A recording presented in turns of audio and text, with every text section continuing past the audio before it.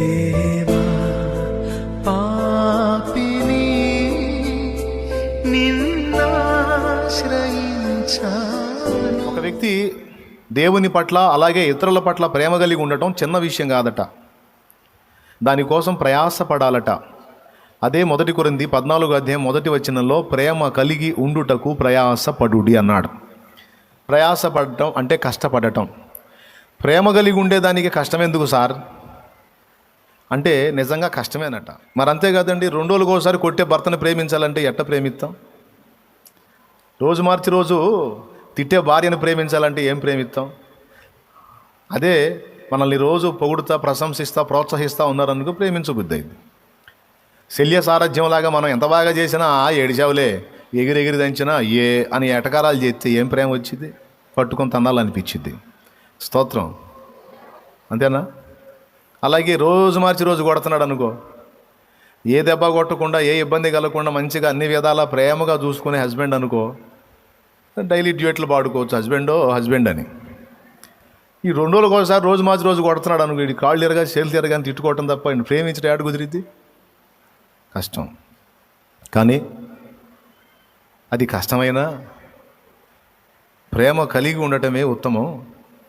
ప్రేమ కలిగి ఉండడానికే ప్రయాసపడండి, కానీ ప్రేమను కోల్పోవడానికి ఇష్టపడొద్దు అనే పాఠాన్ని నేర్పాడు.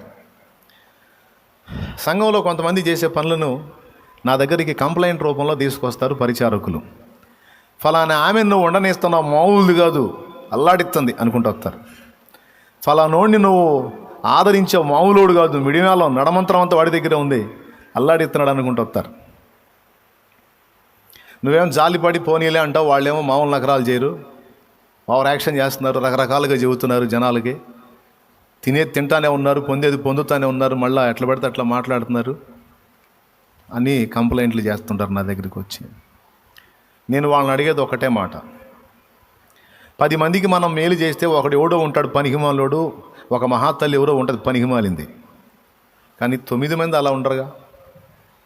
సరే మొత్తం పనికిమాలినోళ్ళే అనుకుందాం, వాళ్ళు పనికిమాలినోళ్ళు అయినందున మనం ప్రేమించడం మానుకుందామా?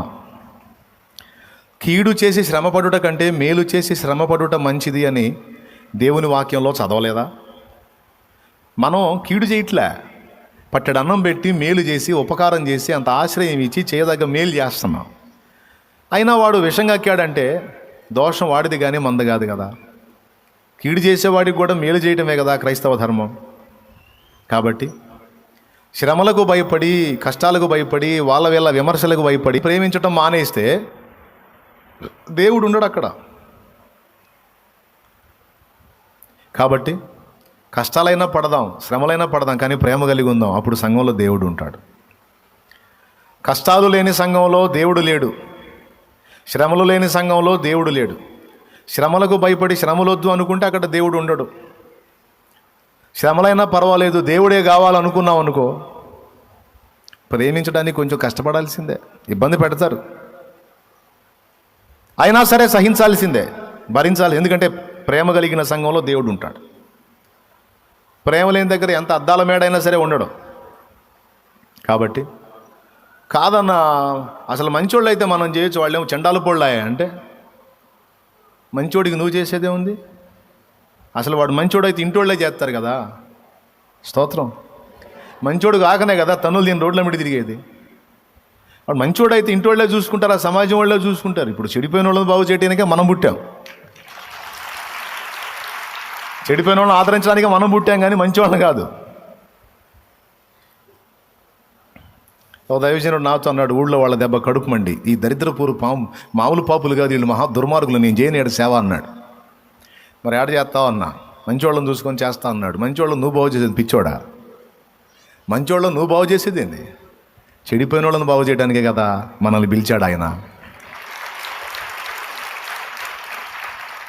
ఏమంటారు?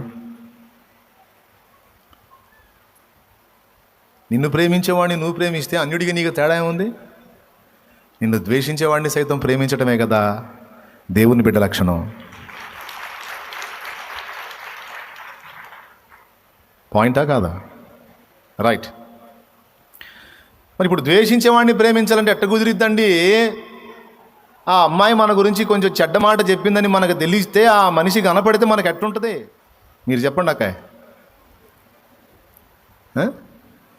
నీ దగ్గర మేలు పొంది ఆ పనికి మాలింది నీ మీద కాని మాటలు 4 చెప్పి అవతల వాళ్ళ మీద నిన్ను ఆరడిపరిచిందా నీకు తెలిస్తే నీకు కడుపు ఎంత మండిపోయిద్ది, రగిలిపోదు? ఏమనిపించింది? ఆ మనిషి కనపడితే దయ్యం మోహం దానా అన్నీ పొందా, సైతాన్ ముఖం వేసుకుని నా గురించి దుష్ప్రచారం చేస్తాను, ఆ మనిషి చూస్తే అనిపించింది. కానీ వాక్యం అంటుంది అట్లా రివర్స్ అవటం లేదు. నీ దగ్గర మేలు పొంది నీకు కీడు చేసినా సరే నువ్వు ప్రేమించాల్సిందే. ఏంది ఏసయ్య, అట్లా ప్రేమిస్తారు ఏసయ్య? అసలు నాకు అర్థం కాదు అని నువ్వు అడిగితే, నిన్నెట్ట నేను ప్రేమించాను నువ్వు అట్టనే ప్రేమించంటాడు. నువ్వు మంచోడివా, నువ్వు మంచిదానివా, నీకోసం నా ప్రాణమే పెట్టానే, మరి నువ్వెన్ని బుద్ధిహీనమైన ప్రవర్తనలు చేస్తున్నావు, నువ్వు ఎన్ని రకాలుగా నన్ను గాయపరుస్తున్నావు, నువ్వు ఎన్ని రకాలుగా నన్ను బాధ పెడుతున్నావు, మరి నిన్ను ద్వేషించలేదే? ఈనాటికి కూడా నిన్ను ప్రేమించి ఎప్పటికి కూడా నీకు అన్నీ చూసుకుంటున్నానుగా. నేను మిమ్మల్ని ప్రేమించిన ప్రకారం మీరును మీ సహోదరులను ప్రేమించండి. మీరు పాపులై ఉండగానే, బలహీనులై ఉండగానే, నాకు వ్యతిరేకులై ఉండగానే నేను మీకోసం ప్రాణం పెట్టాను కదా. మీరు కూడా మిమ్మల్ని తృణీకరించిన వారిని, ద్వేషించిన వారిని, ఇబ్బంది పెట్టిన వారిని సైతం ప్రేమించే మనస్సుని సాధన చేయండి. అది దైవభక్తి సాధన. కీడు చేత జయించబడక మేలు చేత జయించు. కీడు చేసిన వాడికి కూడా మేలు చేసే మనసు సాధన చేయి. అక్కడ దేవుని దగ్గర ప్లేస్ వచ్చింది, వాడి దగ్గర కూడా గెలుస్తావు. ఎందుకంటే నాకు ఇంత మేలు చేస్తే నేను వాళ్ళ కీడు చేశాను, అయినా సరే నాకు మళ్ళీ మేలే చేశారు, నేనే తేడా కానీ వాళ్ళు తేడా కాదని అండర్స్టాండింగ్ ఒకనాటికి వాడు వస్తాడు. గెలువు అంటాడు. కాబట్టి ప్రేమ కలిగి ఉండటం అనేది చిన్న విషయం కాదండి. ఈ ప్రేమను గురించి ఎన్ని మాటలు చెప్పాడు అనుకున్నా అసలు. ఇక్కడేమో ప్రేమ కలిగి ఉండటం చిన్న విషయం కాదు, కొంచెం కష్టపడాలి అని చెప్పాడు. కొంచెం కాదు, గట్టిగానే. ఎందుకు కష్టమో చెప్పా. నచ్చని మనిషితో మాట్లాడబుద్ధి కాదు, కానీ ఆయన అంటాడు నువ్వు మాట్లాడు అంటాడు. ఏంది ప్రభా మాట్లాడేది? ఆ మనిషిని చూస్తుంటే నాకు నోరు మూసుకొని మాట్లాడు, ఓవర్ యాక్షన్ చేయవాగు, నిన్ను చేర్చుకోవాలా నేను బా అంటాడు. కష్టమో నిష్ఠూరం చేసేది ఏముంది? చేయాలంతే. దేవుడు చెప్పాడు చేయాలంతే. మళ్ళీ నువ్వు దేవుడు చెప్పాడని యాక్షన్గా వదనాలు బ్రదరా, వదనాలు లెక్కయా అంటే పట్టుకు అక్కడ కేసు రాస్తాడు. ఏందా మొహం? పరిశుద్ధాత్మ స్పర్శ కలిగినోడికి అర్థమైంది ఇది. నువ్వు ఆర్టిఫిషియల్గా వందనాలు చెప్పినా అవతల దేవుడు పట్టుకుంటాడు, కేసు రాస్తాడు. ఓవర్ యాక్షన్ ఆపి సరిగ్గా చెప్పు. ఎందుకంటే ఇవన్నీ నేను అనుభవించాను కాబట్టి చెబుతున్నాను. పరిశుద్ధాత్మ స్వరం వినే మనసు ఉన్నవాడికి ఇది అర్థమైద్ది. నువ్వు ఆర్టిఫిషియల్గా అవతల వాడిని పలకరించినా సరే కేసు రాస్తాడు. సరిగ్గా చెప్పండి. ఎక్కడ బ్యాలెన్స్ తప్పినా ఒప్పుకోడు. సో ప్రేమ కలిగి ఉండటానికి కష్టపడాలి, ఇష్టపడాలి.